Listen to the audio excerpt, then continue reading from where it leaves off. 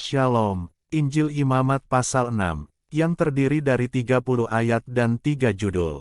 Ayat pertama sampai ayat ke-7 adalah sebagai lanjutan cerita dari pasal 5, yang berjudul Korban Penebus Salah. Beginilah firman Tuhan. Tuhan berfirman kepada Musa, apabila seseorang berbuat dosa dan berubah setia terhadap Tuhan, dan memungkiri terhadap sesamanya barang yang dipercayakan kepadanya, atau barang yang diserahkan kepadanya atau barang yang dirampasnya, atau apabila ia telah melakukan pemerasan atas sesamanya.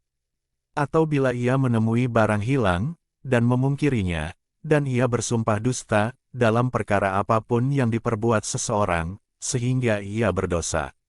Apabila dengan demikian ia berbuat dosa dan bersalah, maka haruslah ia memulangkan barang yang telah dirampasnya atau yang telah diperasnya atau yang telah dipercayakan kepadanya atau barang hilang yang ditemuinya itu. Atau segala sesuatu yang dimungkirinya dengan bersumpah dusta. Haruslah ia membayar gantinya sepenuhnya dengan menambah 1/5, haruslah ia menyerahkannya kepada pemiliknya pada hari ia mempersembahkan korban penebus salahnya. Sebagai korban penebus salahnya haruslah ia mempersembahkan kepada Tuhan seekor domba jantan yang tidak bercela dari kambing domba, yang sudah dinilai menjadi korban penebus salah, dengan menyerahkannya kepada imam. Imam harus mengadakan pendamaian bagi orang itu di hadapan Tuhan, sehingga ia menerima pengampunan atas perkara apapun yang diperbuatnya sehingga ia bersalah. Lanjut pada ayat ke-8 sampai ayat ke-13, sebagai judul pertama pada pasal 6.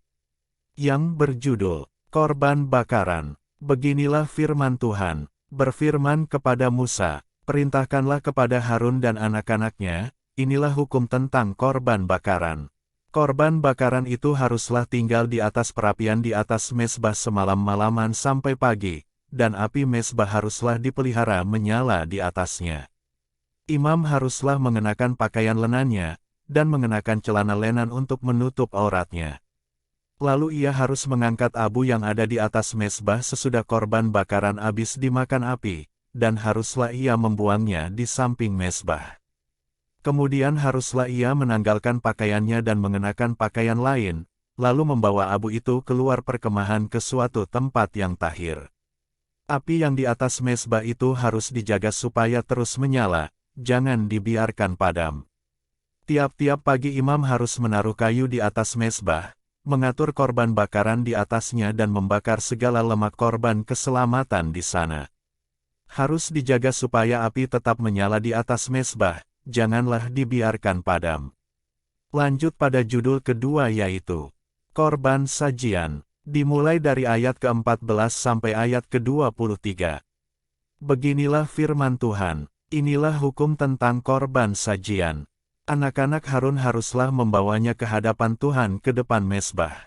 Setelah dikhususkan dari korban sajian itu segenggam tepung yang terbaik dengan minyak, serta seluruh kemenyan yang di atas korban sajian itu, maka haruslah semuanya dibakar di atas mezbah sehingga baunya menyenangkan sebagai bagian ingat-ingatannya bagi Tuhan. Selebihnya haruslah dimakan oleh Harun dan anak-anaknya, haruslah itu dimakan sebagai roti yang tidak beragi di suatu tempat yang kudus, haruslah mereka memakannya di pelataran kemah pertemuan. Janganlah itu dibakar beragi, telah kuberikan itu sebagai bagian mereka daripada segala korban api-apianku, itulah bagian maha kudus, sama seperti korban penghapus dosa dan korban penghapus salah. Setiap laki-laki di antara anak-anak Harun haruslah memakannya, itulah suatu ketetapan untuk selamanya bagi kamu turun-temurun, itulah bagianmu dari segala korban api-apian Tuhan. Setiap orang yang kena kepada korban-korban itu menjadi kudus.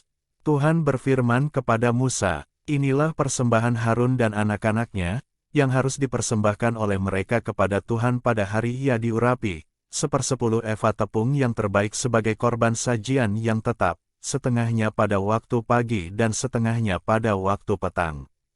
Haruslah itu diolah di atas panggangan bersama-sama minyak, setelah teraduk haruslah engkau membawanya dan mempersembahkannya sebagai korban sajian, sesudah dibakar dan berpotong-potong sebagai bau yang menyenangkan bagi Tuhan.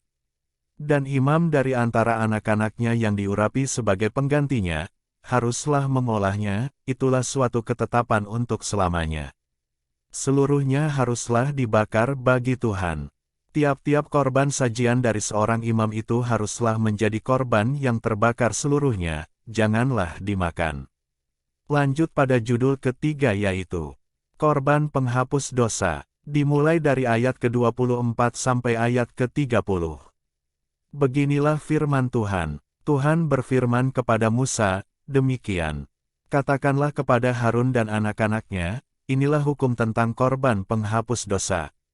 Di tempat korban bakaran disembelih, disitulah harus disembelih korban penghapus dosa di hadapan Tuhan.